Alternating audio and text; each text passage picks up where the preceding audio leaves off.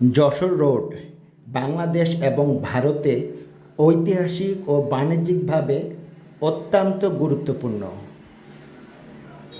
Jessore road Bangladesh ও ভারতের মধ্যে সংযোগকারী একটি আন্তর্জাতিক সড়ক, যা বাংলাদেশের যশোর শহর থেকে ভারতের পশ্চিমবঙ্গের কলকাতার শ্যামবাজার পর্যন্ত প্রায় ১২৮ কিলোমিটার দীর্ঘ।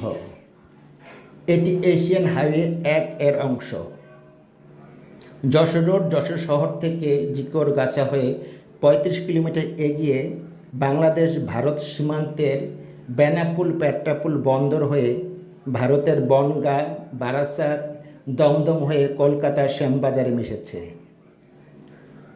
১৮৪০ কি ১৮৪২ সালের দিকে নলডাঙ্গার জমিদার কালী পোদ্দার তার মায়ের গঙ্গা স্নানের সুবিধার্থে এটি নির্মাণ করেন।